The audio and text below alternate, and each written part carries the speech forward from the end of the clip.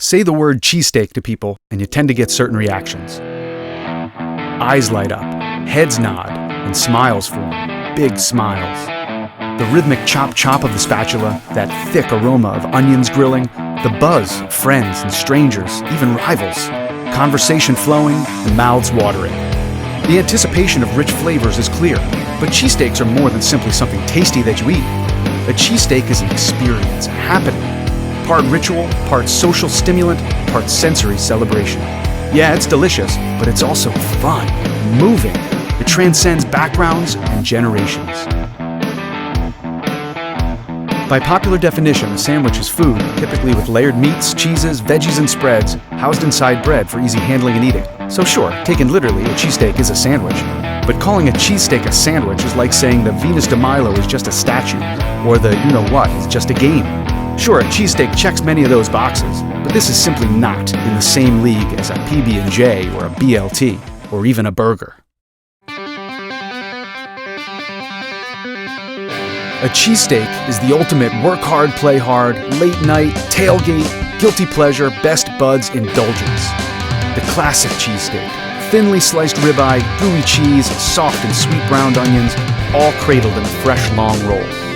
And it's evolved and been reimagined over the years.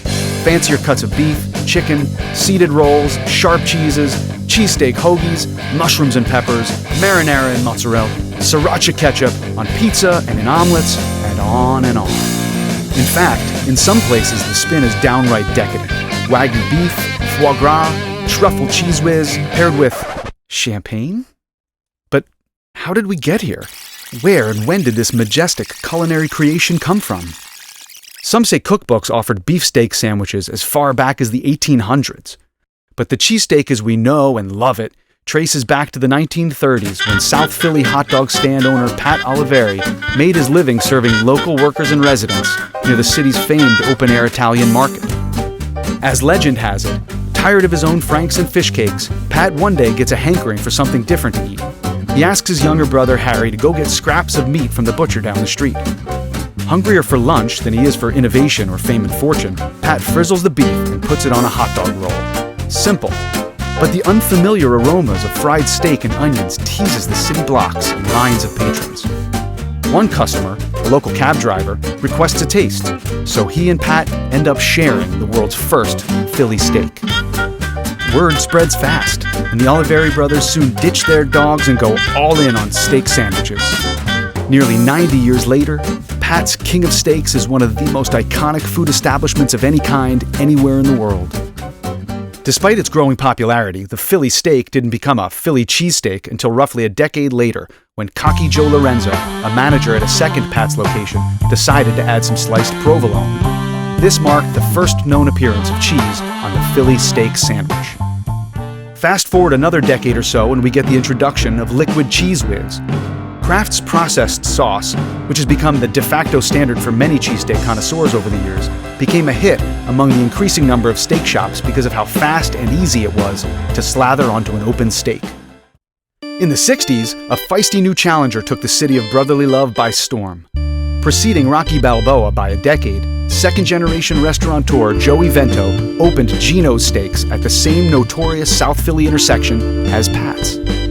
Attracting attention with Vegas-like lights and shameless claims of superiority, this spawned the enduring and endearing Pat's versus Geno's rivalry, igniting a passionate debate among cheesesteak aficionados and casual tasters alike about which serves the better cheesesteak. Of course, the debate rages beyond just Pat's and Geno's, though they tend to get a lot of the limelight.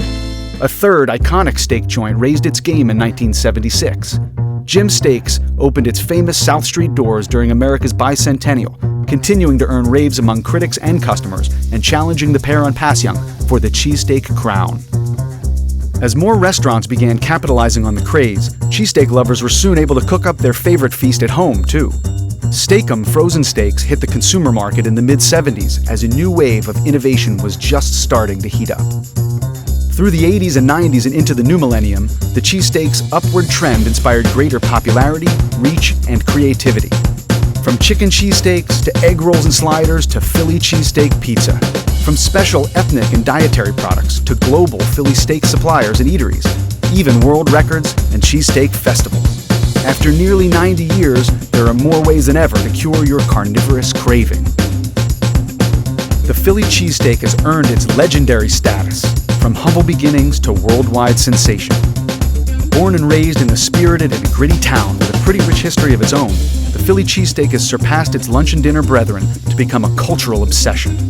It's an attitude, in your face, literally and figuratively, and it's personal, fueling endless dialogue and debate. Sliced or chopped, whiz versus American, Swiss cheese, really? And yeah, I'm gonna finish it. It's an edible thrill ride, from heart-pounding anticipation to the rush of that first taste, through each exhilarating chomp, drip, and wipe, and eventually the satisfied acceptance of the last bite.